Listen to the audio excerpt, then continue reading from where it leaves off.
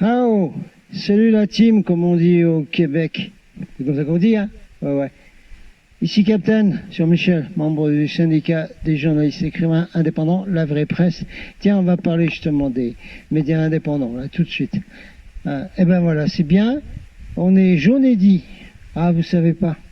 Eh ben oui, vous savez pas que les gilets, tous les samedis, ça s'appelle un jaune et dit.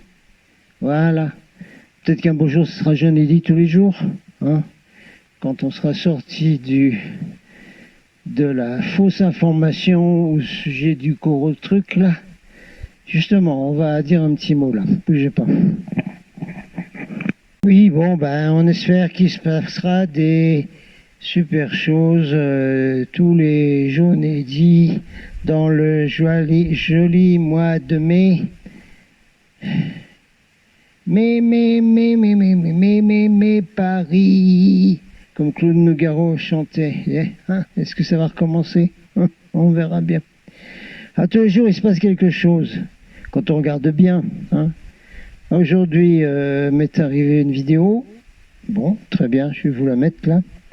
Une vidéo qui, donc, dit que les chiffres sont faux. La même chose que ce que dit David Icke dans une vidéo que je vais devoir traduire, travailler dessus ce soir ou demain ou après-demain. Enfin, j'essaie de faire assez vite.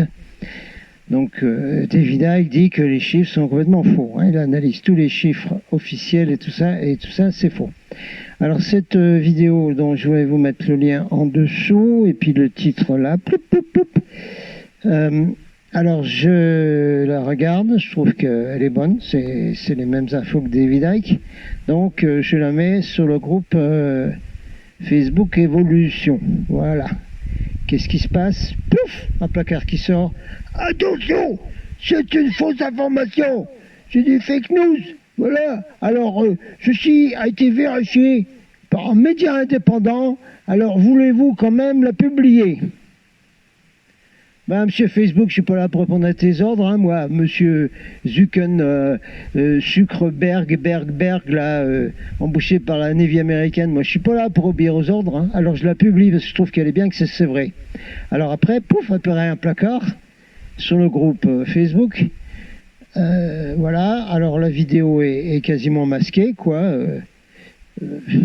Dans le flou, et puis dessus il y a marqué fausse information, ceci a été vérifié par des médias indépendants, Radio-Canada et je sais plus quoi encore, et puis eux là, ceux qui censurent là, Facebook là. Ok, bon d'accord, et puis il y a marqué regardez ici ce que dit Facebook au sujet des fake news. Ok, alors on ouvre la page, je vous mettrai le lien en dessous.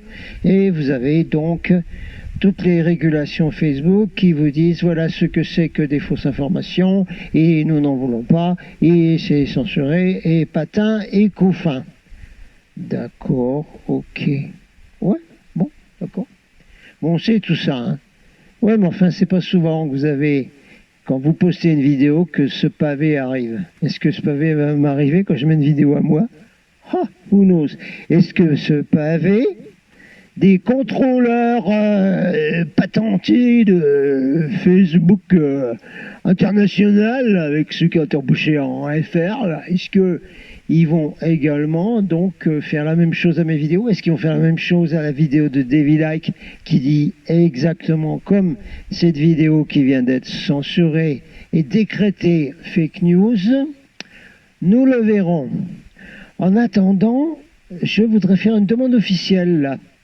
Des fois qu'il y en a qui regardent, hein, des fois qu'il y a des contrôleuses qui sont payés. Ouais, vous êtes payé combien par mois là? Non mais c'est juste pour savoir. Hein. Pour passer votre temps sur ordinateur, puis aller regarder tout ce qui se passe sur Facebook, hein, dans tous les groupes, les pages et tout ça. Tiens, à noter que, partageant ceci sur la page, ma page perso, le pavé fake news n'est pas arrivé. Le pavé fake news n'arrive que sur les groupes. On dirait. Donc ça fait rien. Je fais une demande officielle à ceux qui travaillent, bien payés, je suppose. J'espère que vous êtes bien payés, hein. Sinon, laissez béton. Hein. Alors, je fais une demande officielle, moi. Eh ben, Je voudrais bien devenir un média indépendant vérificateur d'informations. Bah ouais, bah ouais. Bah oui, parce que vous avez la Radio-Canada qui a vérifié l'information que cette vidéo qui dit que les chiffres officiels donnés sur le corona truc sont faux. Alors moi, je voudrais bien aussi faire pareil comme Radio-Canada, moi. Je voudrais bien, là. Oui, bon, les cousins du Québec, allez voir un peu, dites-nous un peu ce que c'est Radio-Canada, s'il vous plaît, dans les commentaires, là, qu'on sache un peu. Parce que c'est un métier indépendant, vous vous rendez compte, hein? Et puis alors, il est patenté par qui? Par qui? Pour être un média contrôleur de fausses informations. Wow. Moi, je voudrais bien devenir comme ça. Parce que comme ça, et puis peut-être qu'on est payé aussi. Attention, ouais. Power is low. Oh non, vous n'allez pas me faire ça. Oh non, power is low. Je l'ai rechargé, moi, ça. Oh là là là là. Mais ça n'a pas marché. D'accord. Oui, alors, ça y est, j'ai fait ma demande officielle. Je veux devenir média contrôleur de fausses informations. Comme ça, je donnerai toutes les versions officielles. Power is low. Yeah, toutes les versions officielles qui sont fausses depuis des dizaines d'années, depuis le 11 septembre, depuis les faux drapeaux, depuis tout, y compris tout ce qui se passe en ce moment. Je dirais, ah ben ça c'est fake news, ça c'est fake news, ça c'est fake news. Toutes les déclarations officielles là, ça c'est tout fake news. Voilà, demande officielle de fait. Power is low. Oui, on va avoir ça. Salut, Power is low. Salut, Madame Robot. On va reprendre.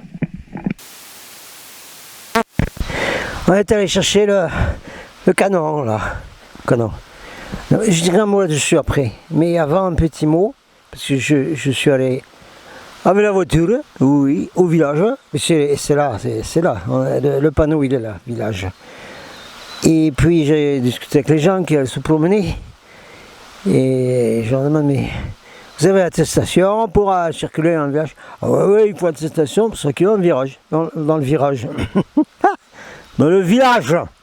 Dans le village. Et c'est ce que c'est qu'un village? Non, vous ne savez pas ce que c'est? Ah bon. Si vous habitez dans les grandes villes? Ah bon. Mais c'est bien, vous savez, les villages. Enfin, c'était bien avant, quand c'était peuplé. Hein, de toute une population qui a disparu à l'horizon des pénuries, comprenez-vous. C'était bien, moi je me rappelle quand mes parents ils organisaient les voyages de l'école, parce que directeur d'école et tout ça. Alors on allait en autobus, faisait des fêtes avec du théâtre sur scène, c'est pour ça que le capitaine est bien faire le couillong. Et alors on ramassait de l'argent avec des spectacles et tout, et puis après ça payait un voyage d'une semaine, 2-3 jours, une semaine, en autobus et tout ça, voilà. Ouais, Côte d'Azur, les Alpes, tout ça, des choses comme ça.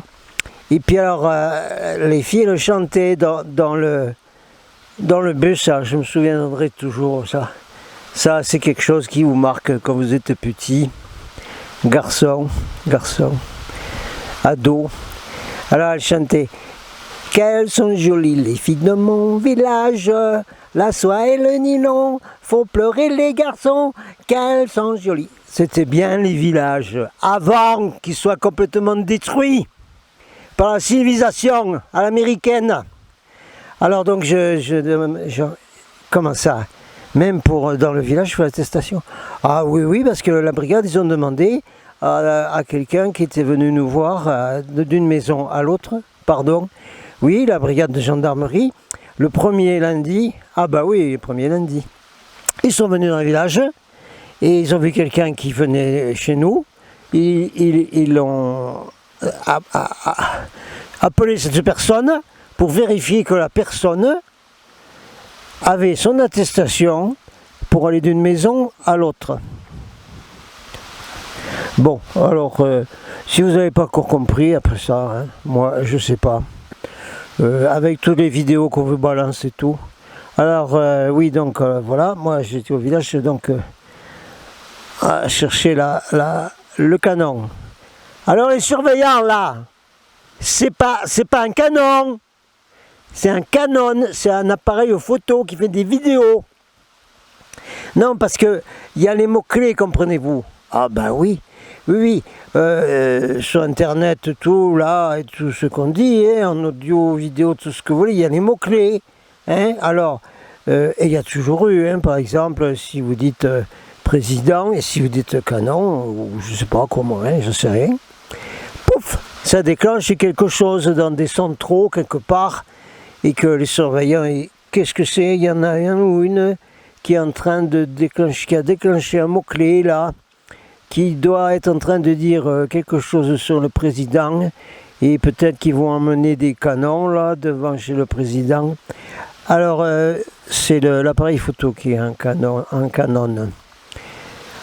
Alors comme on m'a dit en Amérique il y a longtemps, il me dit, so Michael, yeah, what? You know, when you're doing a speech or anything, hein, quand tu fais une conférence ou n'importe quoi, it's very good to give personal experiences. That's much better. Ah bon? Oui, alors il faut donner des expériences personnelles. Ah oui, ça aide à être crédible. Ah bon, d'accord. Alors expérience personnelle, je crois que je l'ai déjà donnée, mais on va la redonner. Quand j'ai commencé à faire une revue en tant que journaliste indépendant, écrivain et tout, et que j'ai publié, que j'ai envoyé par la poste, quand la poste marchait encore, hein, et que c'était un service public, que c'était plus un truc à business. Alors donc, revue rencontre, et puis j'avais donc été à Cergy-Pontoise. Oh là, c'est les banlieues, ça? Oui, c'est les banlieues, oui. Pour faire une recherche, investigation pour mon ami Jimmy Guilleux, journaliste, écrivain et tout, ufologue, top niveau, rechercher les vidéos de Jimmy Guilleux. Tiens, on mettra le nom, Jimmy Guilleux. Ouais, regardez les vidéos de Jimmy Guilleux dans le temps. Jimmy Guilleux, il venait à la télévision, ouais, il venait parler des UFOs, il amenait des contactés, quand il y avait encore des choses un peu qui ouvraient l'esprit à la télévision, ce qui a pu maintenant. Alors en raccourci, donc là, j'avais donc fait l'investigation pour Jimmy Guilleux, enfin c'est trop long à expliquer là.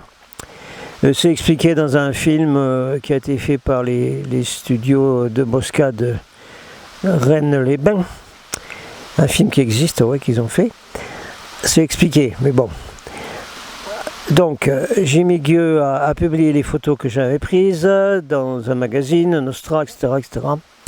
Et puis, peu après ça, le téléphone sonne, clac, et un type au téléphone qui ne donne pas son nom, rien du tout, avec une voix très bien posée, voilà, monsieur. Alors, il paraît que vous êtes donc en contact avec Eugenio Siragusa en Sicile, et que vous publiez, et que... Alors, pouvez-vous me dire quelle est l'histoire exacte de cet Eugenio Siragusa en Sicile, et comment vous l'avez connu, et tout ça? Je me dis, qui c'est ce mec? Oui, ma maman, elle a travaillé au renseignement généraux, oncle inspecteur de police, Alors, je capte assez vite. Hein. Je capte assez vite. Alors, j'ai laissé parler le type pendant 20-25 minutes, et puis j'ai fait des réponses qui ne valaient rien dire, quoi.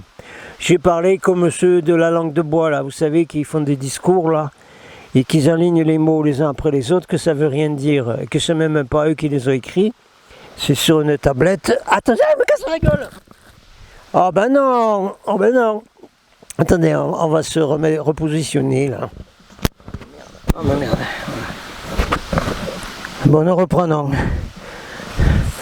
Donc j'avais un type au téléphone avec une grosse voix là, très investigatrice, que je l'ai fait traîner 20 minutes, une demi-heure. Et ben, au revoir monsieur, bonjour à vos lapins, tout ça. Mais ils m'ont pas lâché, hein. Oh, ils vous lâchent pas comme ça. Oh, mais non. Parce que même à l'époque, il n'y avait pas d'internet. Hein? On se téléphonait, et puis on faisait des bulletins qu'on envoyait dans la poste à ses abonnés, et puis sur photocopieuse, ou alors avec la Ronéo du syndicat. Tiens, je vais en parler justement. Alors, après ce coup de téléphone bizarre de ce type, mon téléphone s'est mis à devenir bizarre aussi. C'est-à-dire que quand on me téléphonait, je prenais le combiné, c'est les anciens téléphones là, qui sont dans les musées, je sais pas quoi, et puis j'entendais un petit bruit dedans, comme un clic, et puis il y avait une espèce d'écho quand je parlais, je sais pas quoi. Et puis quand je termine la conversation, bon, salut, clic, on entendait encore des clics, des trolls de trucs. Bon, alors, j'ai bien enregistré dans ma tête tous ces bruits anormaux, hein. Et puis je suis allé voir les copains du syndicat des PTT. Oui, parce qu'avant c'était un service public, les postes télécommunications. Et oui, les téléphones, c'était les copains de la poste, du syndicat. Voilà, alors j'étais voir les copains du syndicat. C'était CFDT. C'est pour ça que j'aime pas la CGT. Oh ouais, mais c'est des pourris, le CFDT a du pourri ça. Oui, faites vos investigations. Une, et puis deux, dans le temps, c'était bien. C'était bien. Hein, il y a 30-40 ans, le CFDT, c'était top niveau. C'était beaucoup mieux que la CGT, beaucoup, beaucoup mieux. Parce qu'on se battait, nous, pour les dangers de l'informatique. Ah oui, oui, la surveillance sur informatique, oui, ben, on écrivait des tracts là-dessus. Ah, la CGT ne faisait pas ça. Oh non, non, non, il ne faisait pas ça. Et puis, on faisait des tracts sur le danger de l'éclairage au néon dans les bureaux, pour les travailleurs. Ah bon, ils faisaient ça, CGT? Non, ils ne faisaient pas ça, ils n'en avaient rien à foutre. Et puis, on faisait des tracts contre les dangers du nucléaire, aussi. Ah bon, CGT, il ne faisait pas? Non, il ne faisait pas ça, la CGT. Non. Une fois en réunion intersyndicale, on parlait des problèmes. Et puis, comme on faisait quand même des trucs un peu interdépartementaux et tout, je leur ai dit, mais on a rencontré des copains qui travaillent près de la centrale nucléaire, à tel endroit, etc., qui nous ont donné beaucoup d'éléments sur les conditions de travail et les problèmes de sécurité, de travail, d'hygiène, les comités, tout ça, tout ça, tout ça. Alors, nous, on prend ça très au sérieux dans notre syndicat, on écrit des tracts et tout ça. Et vous, qu'est-ce que vous faites?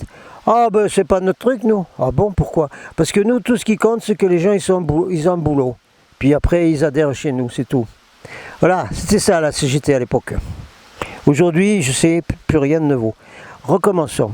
Je vais donc voir les copains de la CFDT, des PTT, Poste et Télécommunications, et je leur dis, hé, viens voir, j'ai des trucs bizarres sur mon téléphone. Ouais, vas-y, raconte. Alors j'ai décrit tous les symptômes de mon téléphone. Alors le copain syndicat CFDT, PTT, il me dit, ben, t'es sur écoute mec. Comment ça? T'es sur écoute. Ah bon. Et vous pouvez rien faire, vous, les copains du syndicat? Ah, on peut pas aller. Si on va au central, où tu as des tas de boîtes, et puis tous les numéros et tout ça, et tu as des fiches et tous les machins. Si on regarde à ton numéro, on verra qu'il y a un truc dedans spécial. Et scellé, on n'a pas le droit d'y toucher. T'es sur écoute, camarade. Ah ben c'est bien ça. Oui, parce que c'était les mots-clés. Voilà, hein, président, tout ça, manifestation, tout ça. À l'époque, ben, vous vous rappelez bien quand même l'affaire des micros, du Canard enchaîné, du président, ils s'appellent tous président, de Mitterrand, hein, qui avait mis sur écoute les journalistes du Canard enchaîné. Vous vous rappelez pas de ça? Ah, vous étiez pas né. Eh bien, allez voir l'histoire sur Internet, dans les archives. Les micros du Canard enchaîné, vous allez voir l'affaire. Alors voilà, on était sur écoute avant. Et maintenant, on est sous surveillance. Tout ce qu'on fait sur Internet. Et avec le téléphone portable, là, évidemment, c'est le même cinéma. Mais là, il n'y a plus besoin d'aller au central téléphonique avec un petit gimmick, là. Et puis de le mettre cric dans votre ligne téléphonique pour écouter tout ce que vous dites. Il n'y a plus besoin. Avec les téléphones portables, maintenant, c'est ouvert complet. Bon, c'était la petite note là avant de reprendre nos articles. Bougez pas.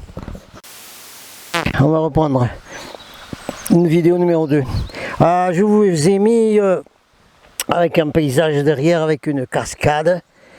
Et voilà, ruisseau de montagne. Et les cascades, ça produit des ions négatifs.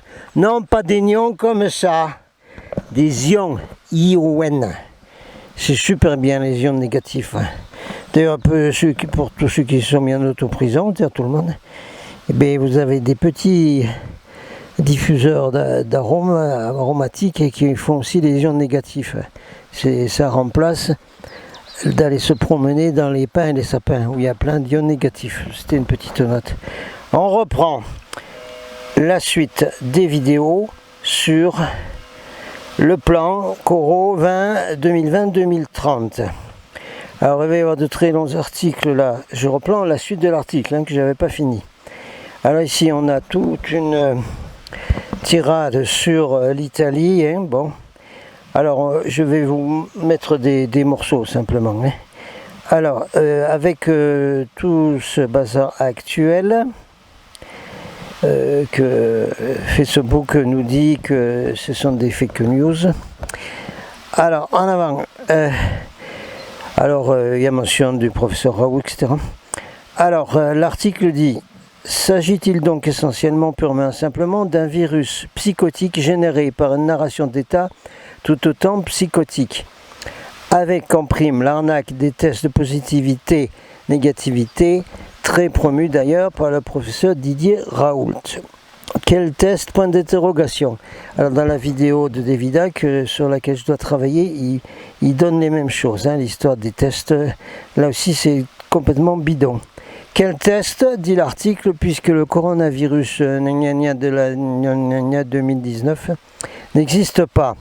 S'agit-il d'un immense théâtre de dupes avec des histoires imbriquées les unes dans les autres et tout aussi fake que les autres? Attendez les surveillants, l'histoire officielle c'est fake news. Afin de générer une pléthore de dissonances cognitives, j'ai fait une vidéo dissonance cognitive dans Golden Suicide Report, ça vaut le coup d'aller voir. Dissonance cognitive au sein de la population en accroissant d'autant la psychose.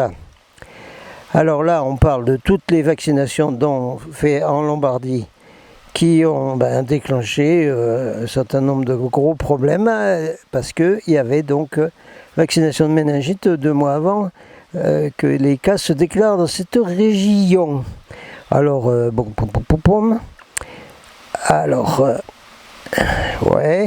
la quasi-totalité de cette population fut vaccinée, on répète, en janvier 2020, à l'encontre de la méningite suite à une épidémie de méningite C qui a sévi durant plusieurs mois, qui toucha 6 personnes, quelle épidémie, dont 2 décédèrent.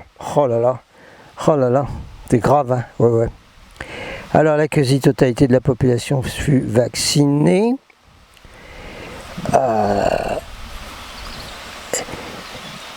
Il est à noter, étude de 2007, publiée par Elsevier, qui parlait de la non-nécessité d'une vaccination universelle anti-méningico-coccique en Lombardie, de par l'impact quasiment inexistant de cette pathologie dans cette région d'Italie qui recueille 20% de sa population globale. En janvier 2020, la campagne en Lombardie fut étayée très amplement par la peur des migrants.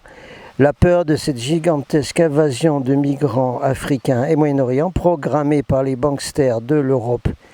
Et d'ailleurs, l'autre côté là-bas, afin de détruire ce qu'il reste du tissu social de nombreux pays européens. Ceci très bien expliqué par Davidac dans ses vidéos. Regardez. Bon, alors, des tas de déclarations là qui montrent que c'est tout bidon, c'est tout bidon. Les méningites, voilà, En 2005, vaccination, donc on a méningite C fut traité en Italie pour les nourrissons âgés de 12 mois et pauvres petits. Alors c'est tout sur le bidon, il n'y a aucun problème.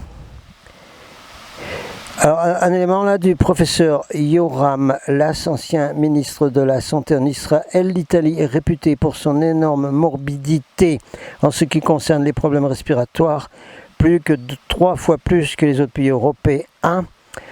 De plus, chaque année en Italie, c'est 17 000 personnes qui décèdent de la grippe. Le professeur Yoram Lass, présentement très critiqué en Israël, pour avoir osé affirmer que le coronavirus est un virus avec des relations publiques, que la presse est hystérique et qu'il est criminel de confiner les gens car il y aura plus de décès par dépression que par coronavirus. C'est un criminel de confiner les gens. De plus, la Lombardie, nord du pays de l'Italie, population très âgée, population de très gros fumeurs de tabac, cigarettes chimiques toxiques, extrême pollution atmosphérique. C'est l'Italie du Nord qui est la région la plus polluée d'Europe. Détresse respiratoire Par exemple, Wuhan, en janvier 2020, fut concomitant d'une vague d'extrême pollution. Moyenne des décès, soi-disant coronavirus en Italie, était de 79 ans. 90% des décédés ont plus de 70 ans et 10% plus de 90 ans. Faut-il rappeler que ce sont environ 633 000 décès qui ont été enregistrés en Italie en 2018, à savoir 1735 par jour de causes diverses et variées. On n'en parle pas, ça. Et non, on parle du machin là, chinois là, et voilà, mais ça n'existe pas, ça. L'association italienne des pneumologues hospitaliers disent que la troisième cause de décès après les maladies cardiovasculaires, le cancer, ce sont les maladies respiratoires. Plus de 11 000 personnes décèdent dans ce pays chaque année de bronchopneumonie. Alors, toutes les maladies respiratoires, chiffre à rappeler, commenté plus bas, des maladies pulmonaires obstructives chroniques dans la province d'Hubei en Chine où se trouve Wuhan, à savoir 102 personnes par jour qui décèdent de problèmes pulmonaires dans la zone où soi-disant est venu le virus.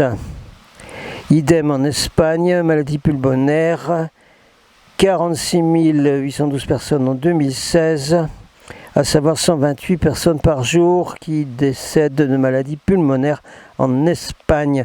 En France, chiffre de l'INSERM, 17 000 personnes qui meurent chaque année de bronchopneumopathie chronique obstructive, 47 décès par jour. 2013, 145 000 personnes ont bénéficié d'une oxygénothérapie de longue durée avec tous les appareils. Voilà. En France, statistique officielle, 31 000 personnes décèdent du cancer des poumons tous les ans, à savoir 85 décès par jour. Question, combien de ces personnes atteintes d'un cancer terminal des poumons sont accueillies dans les hôpitaux en service de réanimation oxygénée? Rappelons, 150 000 personnes décèdent annuellement de cancer en France. Les cancers ne sont pas tombés du ciel. La grippe espagnole 1918-1920 fut une pneumonie bactérienne. Mars de 1918, centaines de soldats de Fort Riley au Kansas avaient des symptômes de type grippal. Première vague de victimes de ce que fut appelé la grippe espagnole se répandit dans d'autres camps militaires, prisons et ensuite sur les champs de bataille de la Première Guerre mondiale, avec tous les Américains, soldats qui sont arrivés. La grippe espagnole ne fut jamais une grippe virale, mais une pneumonie bactérienne induite par une campagne de vaccination expérimentale. Alors, tous les éléments sur ce qui s'est passé au Kansas chez les soldats américains qui a déclenché ça. Ils ont servi de cobayes pour des vaccinations.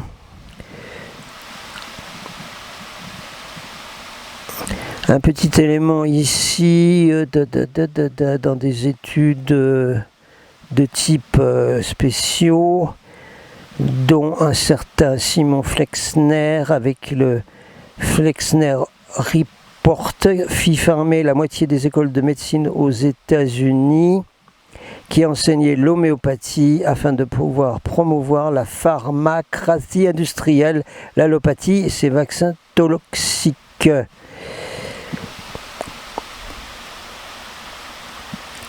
Rockefeller, les instituts pour la recherche médicale, papa. Je vous mettrai le nom de celui qui a fait cet article, vous pouvez le retrouver comme ça sur internet. Contribution essentielle de la doctoresse Eleanor McBean qui fut témoin de la tragédie en 1918. Extrait de son ouvrage Swine Flu Exposed, paru en 1977. Traduction de Pierre-Marie au Québec. Donc voilà ce que dit cette dame. Premier témoin, doctoresse, une docteure. J'ai été témoin sur place de l'épidémie de grippe de 1918. Tous les médecins et les gens qui ont vécu à l'époque de l'équipe de grippe espagnole Ce fut la maladie la plus terrible que le monde ait jamais connue. Des hommes vigoureux et robustes mouraient du jour au lendemain. Présentait aspect de la peste noire, fièvre typhoïde, diphtérie, pneumonie, variole, maladie paralytique. On avait administré quantité de vaccins et de sérums toxiques à pratiquement toute la population. La situation devint réellement tragique quand éclatèrent tout à coup ces maladies engendrées par la médecine. Maladies au pluriel. La pandémie s'éternisa 2 ans, nourrie par les médicaments toxiques que les médecins prescrivaient pour supprimer les symptômes. Pour autant que j'ai pu l'observer, la grippe atteignait essentiellement les vaccinés. Ceux qui avaient refusé la vaccination échappaient à la maladie. Vaccination qui arrive pour tout le monde, attention. Ma famille avait refusé toutes les vaccinations, c'est ainsi que nous sommes restés tout le temps en excellente santé. Nous savions, de par les enseignements de Graham, Trail, Tilden et d'autres, qu'on ne peut contaminer le corps avec des poisons sans que celui-ci en devienne malade. Tous les magasins et entreprises étaient fermés, même jusqu'à l'hôpital. Les infirmières et les médecins étaient harassés, plus personne dans les rues, la ville était devenue une ville fantôme. Ah bon, tiens, c'est bizarre ça. Notre famille, qui n'avait pas accepté les vaccinations, semblait être une des rares familles à ne pas avoir attrapé la grippe. Mes parents couraient de maison en maison pour s'occuper des malades, vu qu'il était impossible de trouver un médecin. Si c'était les germes, les bactéries, les virus ou les bacilles qui devaient en fait provoquer la maladie, ils auraient eu 100 fois l'occasion de s'attaquer à mes parents, qui passaient plusieurs heures par jour dans les chambres des malades. Mes parents ne contractèrent jamais la grippe et ne rapportèrent à la maison aucun germe qui pût s'attaquer aux enfants. Aucun membre de notre famille ne fut atteint par la grippe. Il n'y eut même pas le moindre rhume chez nous alors que l'hiver était rude et la neige épaisse. L'épidémie de grippe de 1918 a tué. En fait, ce furent les médecins, dit cette doctoresse, qui occasionnèrent cette hécatombe avec leur traitement grossier et meurtrier. C'est une terrible accusation, mais elle n'en demeure pas moins vraie, s'il faut en juger par les succès obtenus par les médecins n'utilisant pas les médicaments. Des autres hôpitaux obtenaient pratiquement 100% de guérison avec des méthodes naturelles simples, les cures d'eau, les bains, les lavements, le jeûne, des régimes alimentaires très bien étudiés, comprenant essentiellement de la nourriture naturelle. Un médecin que nous avons connu n'a pas perdu un seul patient de cette grippe en 8 ans. Chez les militaires vaccinés, la maladie a frappé 7 fois plus que chez les civils non vaccinés. La peste noire et tout, durant cette première grande boucherie mondiale, l'Institut Rockefeller. Oui, je mettrai une vidéo sur les 3 guerres mondiales là, de M. Albert Pike, par David Icke. Ce sera pas long. L'Institut Rockefeller pour la recherche médicale de New York distribua son sérum toxique et criminel anti-méningite en France, en Italie, en Angleterre, en Belgique et d'autres pays, ce qui amplifia d'autant plus la pandémie en Europe. Ouvrage de Higgins en 1920, Horreur des vaccinations, exposé, Horreur des vaccinations génocidaires de l'époque. Pensez-vous que la situation est évoluée depuis un siècle quant à l'amplitude de l'horreur vaccinale? Alors McBain, ce docteur, mentionne qu'il évoque les distributions très hautes de médicaments, très haute dose, médicaments de toutes sortes dans la population pour les cobayes. Bon, on continue, hein. Là c'est très très long.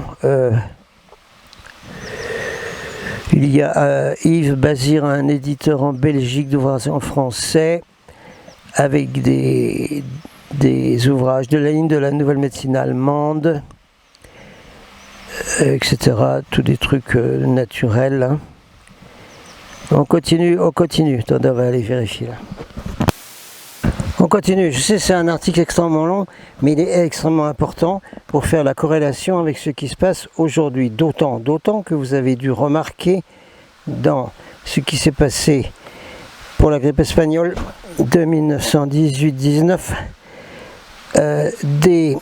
non seulement les vaccins, mais les sérums Fabriqué par l'Institut des Rockefeller.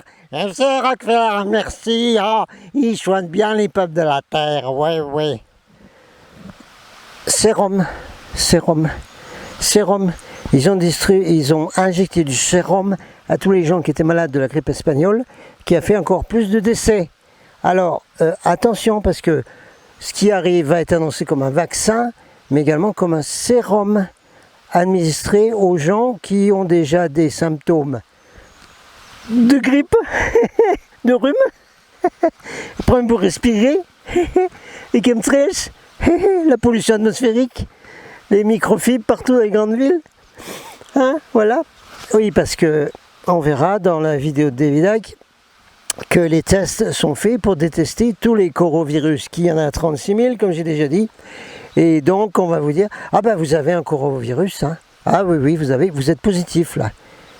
Cette personne, elle a simplement un virus de grippe, une infection de tout ce qu'on veut, de ce qu'on a tous les hivers, quoi. Donc, elle est classée dans les gens positifs. Et qu'est-ce qu'on va faire? On va donner du sérum à ces gens positifs, qui va augmenter les morts, évidemment. Parce qu'on ne meurt pas des maladies, on meurt des vaccins, des sérums et des médicaments. Alors, ici, des chercheurs spécialistes de l'armée australienne, un article Death from Bacterial Pneumonia, un article toujours sur la même grippe espagnole. Donc cet article de chercheurs vaccinalistes, qui sont pro-vaccin, de l'armée australienne.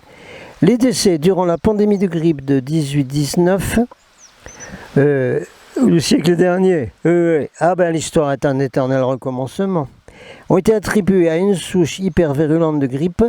C'est ainsi que les préparatifs pour la prochaine pandémie se focalisent presque exclusivement sur une prévention vaccinale et des traitements antiviraux en cas d'infection par une nouvelle souche de grippe. Article de 2008, publié par les chercheurs vaccinalistes de l'armée australienne. Cependant, partant de l'hypothèse que les infections générées par cette souche pandémique induisirent des pathologies très limitées, générer des bactéries, ont généré des pneumonies hautement mortelles, confirmé pandémie, experts de l'époque, effet pathophysiologique du virus de grippe, interaction avec des bactéries respiratoires. Les pro-vaccins en avant la musique, quoi. Boum, boum. Alors, cette année 2008, publication d'une autre étude, encore la même chose. C'est toujours la même chose, pro-vaccin. La majorité des décès de la pandémie de 1918-19 résultèrent très probablement d'une pneumonie bactérienne secondaire provoquée par des bactéries communes du système respiratoire supérieur. On se rappelle ici la conférence de Claire Séverac et aussi David Icke que des fréquences envoyées depuis des satellites qui vont dans les tours, qui vont dans les faunes, qui vont dans tout, peuvent activer des bactéries qui se trouvent dans le corps humain à distance, qui sont très bien contrôlées par notre système immunitaire, mais dans la mesure où on balance aussi un virus dans l'atmosphère qui va se coller dans ces bactéries, ça déclenche une infection bactérienne, des bactéries qui d'habitude ne posent aucun problème. Voilà, ça va, tu vas comprendre un peu là?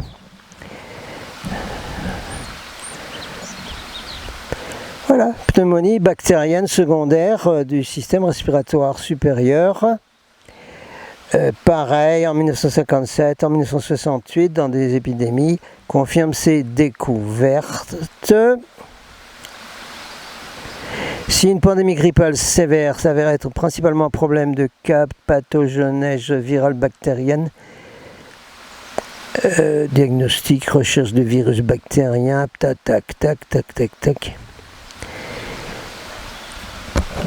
Voyons ce qu'ils nous disent ceux-là. Ah, il y a des vaccinalistes qui quand même mettent des doutes des fois quand même. Oui.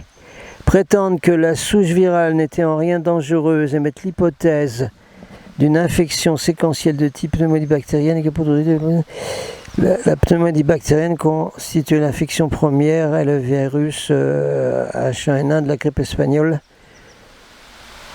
Oui, alors ça c'est la version officielle qui dit non, c'est pas les bactéries, c'est les virus qui sont méchants. D'accord. Okay. Alors pareil, Institut Rockefeller, tous, badabam. Alors est-ce qu'on va arriver à des éléments qui sont contre tout ça, hein?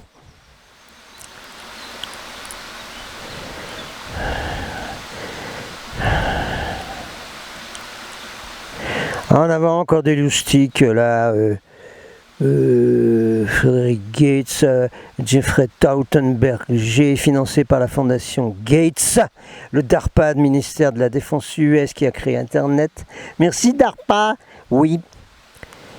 Reconstruire génomiquement la souche du virus de la grippe espagnole qui était une pneumonie bactérielle. Reconstruction du virus de la grippe de 1918. Et probablement finir cet article, ce camarade lanceur d'alerte a eu grand courage de traduire tous ces trucs-là. D'ailleurs, il va nous dire un peu que ça le fatigue, c'est très bien. Bon, moi, je fais les choses beaucoup plus simplement. Hein. Je dis très rapidement, je résume ce qu'ont dit beaucoup de gens qui sont dans la médecine holistique. Hein. L'alimentation, la pollution, les poisons, les chemtrails, les vaccins, etc. fichent en l'air notre immunité naturelle, ce qui fait dès qu'il y a une soi-disant un petit virus de grippe, de rhume un peu plus fort que les autres, comme celui que j'ai eu avec les Indiens, Choctaw en Oklahoma en 1998, l'hiver 98-99, qui était un test hein, justement de ce genre de trucs, en plus qu'ils sont fabriqués, ces vaccins-là, oui aussi, ces virus-là sont fabriqués, hein, ils sont pris des virus chez les animaux, combinés avec de l'ADN humain, etc. C'est génétique tout ce bazar. Hein, c'est assez simple, hein, Claire Sévérac explique très bien, et puis beaucoup d'autres, hein, et puis probablement le docteur Ghislain Lanctot aussi, et d'autres. Alors, on reprend l'article de ce camarade dont je vous donnerai le nom et les références à la fin. Ah, ouf!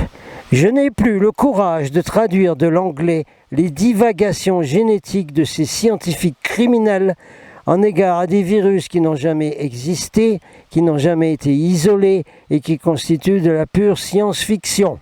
Voir l'ouvrage d'Eleanor McBean intitulé Swine Flu Exposed, c'est-à-dire le virus porcin exposé. Il y a probablement un lien en dessous. Ce qui ressort de cette gigantesque arnaque pseudo-scientifique, c'est que Jeffrey K. Taubenberger et son gang de collaborateurs eugénistes ont pour objectif final exclusif de développer une vaccination antigrippale universelle, donc antivirale, qui serait valable pour toutes les souches de grippe passées, présentes et à venir. Ce n'est pas la peine de chercher des photographies de virus pathogènes isolés sur Internet. Il n'y a que des modélisations 3D, des rendus artistiques avec plein de couleurs psychédéliques. Les virus pathogènes possèdent-ils donc une existence existentielle réelle ou non? Ou ne sont-ils que des pure construction de laboratoire? Et encore, ce qu'on trouve sur la polio, la rougeole ou autre, le sida, c'est des rendus artistiques à l'intérieur de cellules supposées virales. Les mensonges d'État sont récusés par les études récentes émanant du paradigme officiel. Cariat, je sais pas ce que c'est. Alors,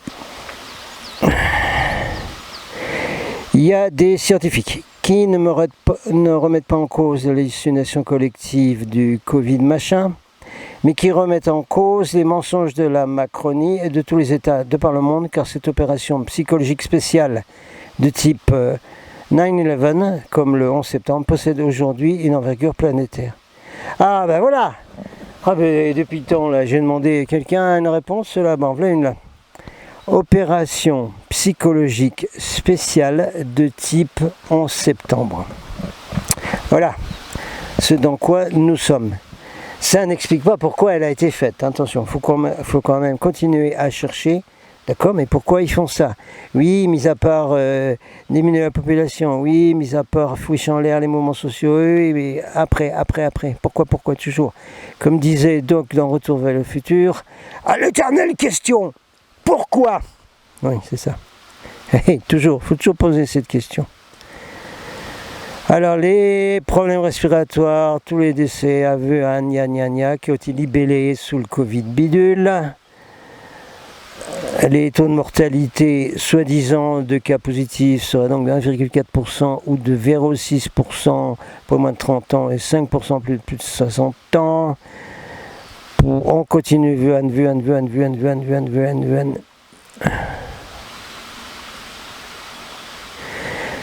En temps normal, à savoir hors la psychose générée par l'État chinois, ce sont 1875 personnes qui meurent à Wuhan même, dans la ville, en 2 mois et demi, de maladies pulmonaires obstructives chroniques, tous les ans. La statistique ne prend même pas en compte l'accroissement de la démographie chinoise. Voilà, en avant. Psychose d'État, etc. Devons-nous en conclure, dit l'auteur de cet article dont je vous donne le nom à la fin, que l'épopée, l'épopée de Covid-19, dont l'épicentre de Wuhan fut une construction de l'État chinois très certainement. Bon, d'accord. Étant donné que la Chine, comme dit David Icke, est le modèle du nouvel ordre mondial et va servir de base pour sa construction, oui, d'accord. Alors ça continue, Institut supérieur de Rome, elle dit la plupart des victimes souffraient déjà d'au moins 3 pathologies majeures, c'est pour ça qu'ils meurent. Hein. Voilà. Et pour ce qui est des quelques victimes en dessous de 40 ans, souffraient déjà de pathologies très sévères. Voilà. En conclusion, 99% des personnes décédées souffraient auparavant de très lourdes pathologies.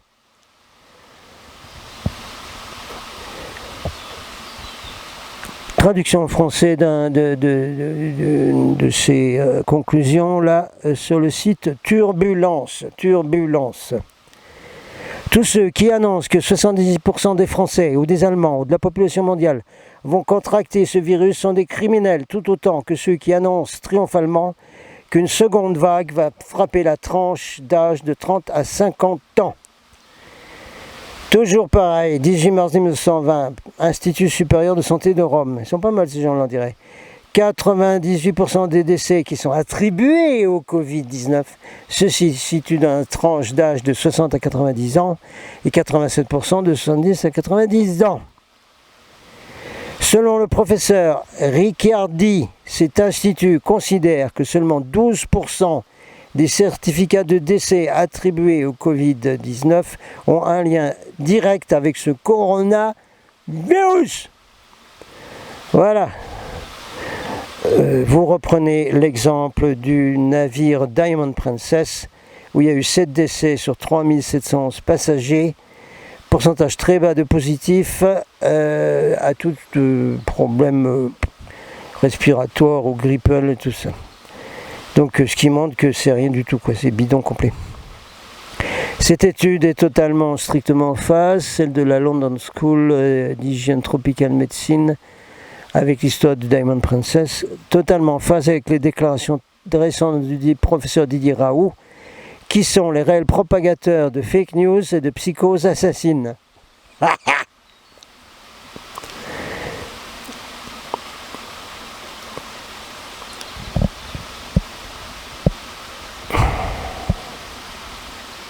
Bon, continuons là. Ah, c'est intéressant ça. Le professeur Didier Raoult accuse les décodeurs du monde et Facebook, il dit comme moi, Facebook, d'avoir catalogué ses vidéos en fake news. Ah, ça lui est arrivé aussi.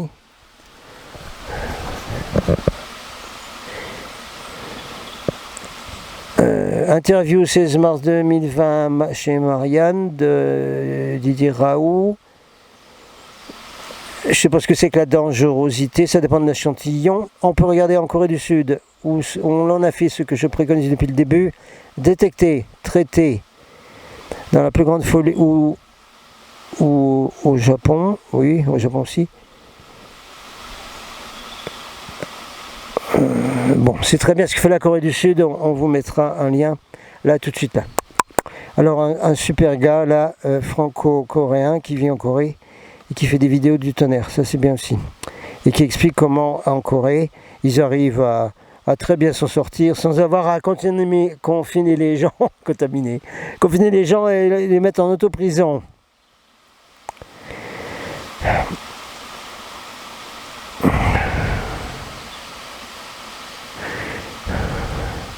Capacité du corps, étude australienne publiée 17 mars 2020.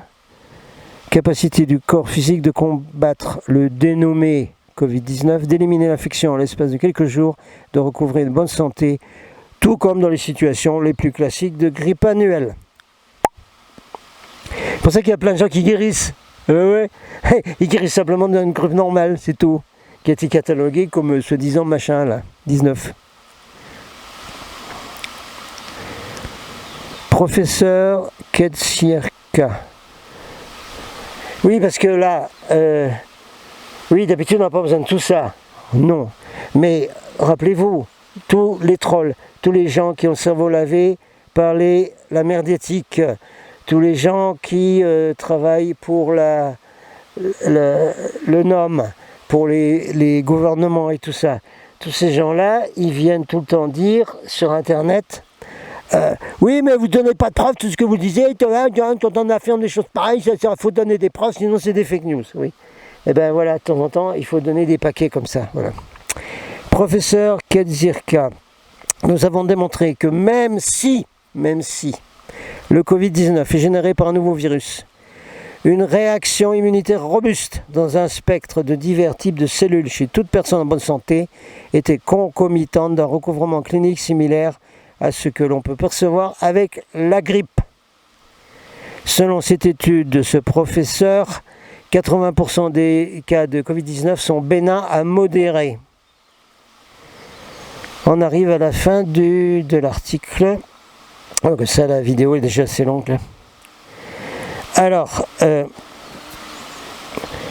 dossier à suivre, dit l'auteur de l'article. Je suis à l'écoute de tout commentaire et contribution. Il signe Xochi, Xochi, écrit le 22 mars de l'an 2 des Gilets jaunes. Oui, c'est un gilet jaune qui a écrit tout ça. Oui, ben il y en a. Oui, il y en a. Comme notre Jérôme Henry qui a fait des rapports où il mentionne tous les plans du NOM, y compris chemtrail, c'est tout ça. Gilet jaune. Eh oui, eh oui. Il y a des cases chez les gilets. Il y a des sacrées cases qui sont bien ouvertes. Ah, je le mettrai là donc. Alors, on peut écrire à ce gars-là, Xochi, Xochi, bah, je le mettrai là. À jeanganjakelmia.com. Ganjalkemia.com. Non, ça n'a rien à voir avec la ganja. Non, oubliez ça. Non. On vous le mettra là. Bon, allez, on a fini avec ce volume 2, donc, du plan Coro 2020-2030, qui ne fait que d'apporter des munitions pour le canon, des munitions pour aller dans le même sens que tous nos grands lanceurs d'alerte, Claire Séverac, Ghislaine Lanctot, David Icke et un certain nombre d'autres qui nous disent que tout ça, ce sont des programmes de l'oligarchie mondiale pour dézinguer la population, quoi. Voilà. Pour dézinguer tout le monde et mettre un nouvel ordre global en route, qui est le plan 2020-2030. Voilà. Et bien on arrête là parce que c'est du lourd. Ouf. Bonne chance, dormez bien après ça. Captain out. Vidéo sur quelques toute petite note, tout petit morceau d'un des livres de David Icke, Esclave d'un moi fantôme. Il a écrit beaucoup de livres, il est encore en train d'en écrire un maintenant. Hein. Je vous ai dit d'abord de le commander. Hein.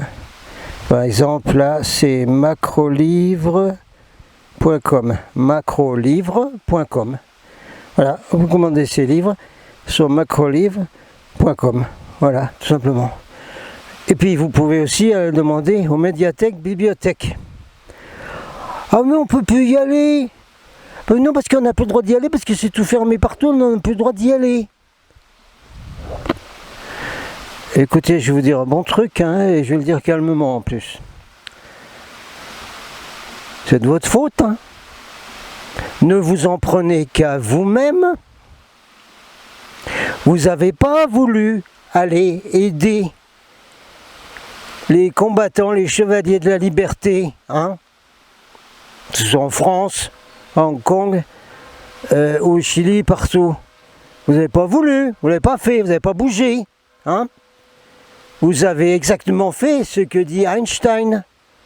Le monde ne sera pas détruit par ceux qui font le mal, mais par ceux qui les regardent sans rien faire. Vous n'avez pas bougé. Vous n'êtes pas allé avec les gilets jaunes.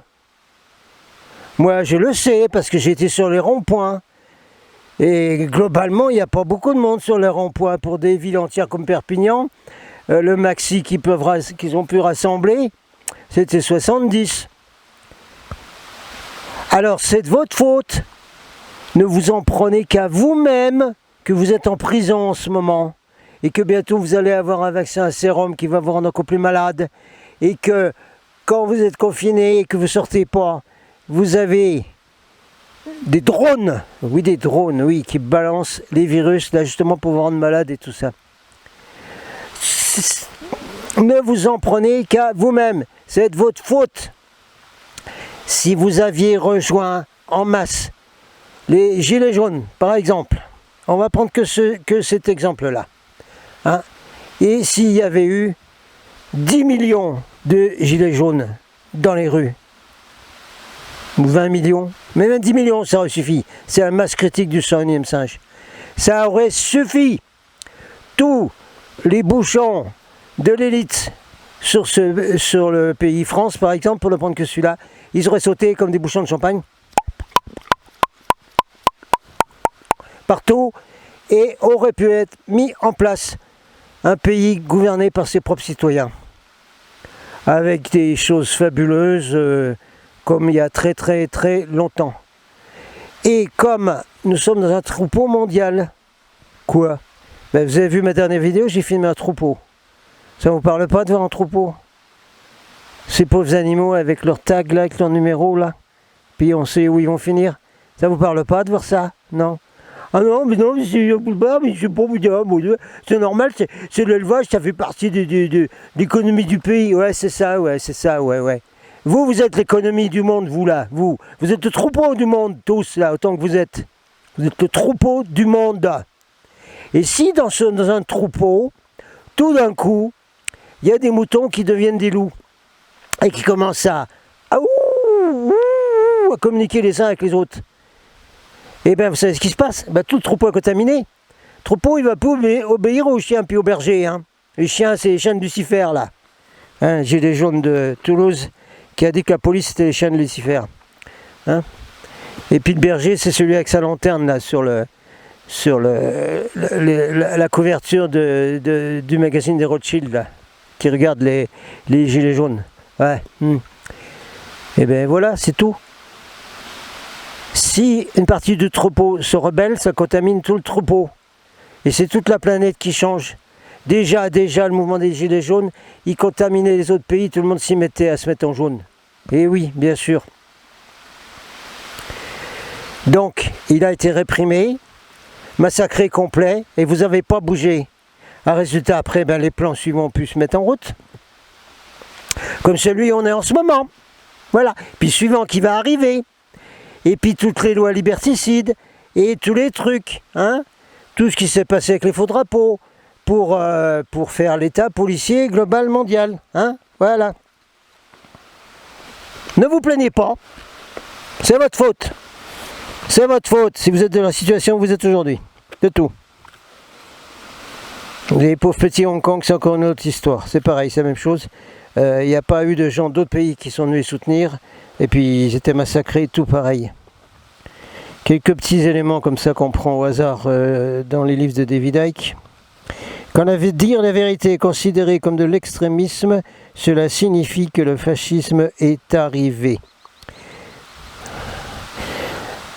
Edward Snowden, la taupe de l'US-NSC, a dévoilé des documents qui confirment que les services de renseignement britanniques et américains, nous aussi, embauchent du personnel pour faire des commentaires sur les réseaux sociaux, les forums et YouTube afin de discréditer les chercheurs et manipuler psychologiquement l'opinion publique pour faire naître des troubles. En avant, étiqueter les gens comme des terroristes domestiques quand ils se dressent contre les lois liberticides. Oui.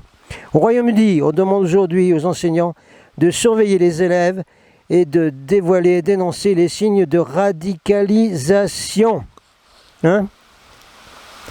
Le système est tellement terrorisé à l'idée que la vérité soit révélée qu'il emploie une armée de personnes pour poster des commentaires négatifs sur Internet dans la tentative de discréditer ce qu'ils ne veulent pas que les gens apprennent. On a découvert que les agences de renseignement engagent des trolls. Les trolls sont par définition des idiots. Question de David Icke, mais combien d'entre eux sont payés pour le faire? Point d'interrogation.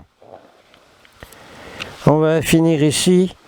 S'il vous plaît, regardez aussi dans ma chaîne Golden Sunset Report la vidéo, parce qu'il n'y a pas beaucoup de vues, de Aaron Russo, le cinéaste, qui dévoile tout ce qu'il a appris par un de la famille Rockefeller. Allez-y, ça vaut le coup. Aaron Russo, allez-y, allez-y, allez-y. Alors, il y a une petite note là, parce que ce livre a été écrit avant l'épisode où nous sommes là, répétition de la grippe espagnole. Je ne vais pas donner l'exemple de quelqu'un de ma famille, mais parce que la vidéo serait trop longue. Alors, la manipulation avec le truc de la terreur, des faux drapeaux. Mais c'est valable pour ce qui se passe aujourd'hui. Alors, parce que Aaron Russo avait dit, avait parlé d'une farce gigantesque. Ce serait pour le gouvernement une façon de dominer la population américaine et le reste du monde aussi. Alors, David a écrit ici, ce sera la fin de la vidéo. Pas seulement les Américains, mais bien le monde.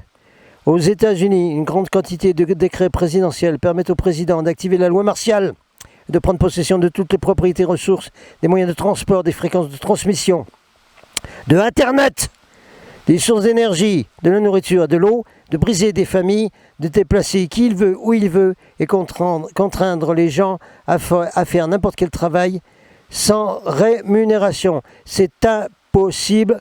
Contrôlez donc. Ces pouvoirs ont été préparés en silence en prévision du moment où un clone archonte de la Maison Blanche recevra l'ordre de les activer. On sait que la France suit ce que fait les États-Unis à la lettre dans les jours, les semaines qui suivent. Et que c'est ce qui vient d'être décrit là est exactement la même chose pour la France et les autres pays d'Europe. Et le Royaume-Uni, etc. Le coup d'État militaire sera réalisé assez légalement en raison de ce que prévoient les décrets présidentiels entrés en vigueur par l'intermédiaire de signatures présidentielles successives sans aucun vote politique ou débat public. La même chose se passera en Grande-Bretagne et ailleurs. Le 49.3 et tout ça, et tous les décrets qui sont passés. Et après, on va pouvoir faire des décrets sans même passer par des élus dans une assemblée.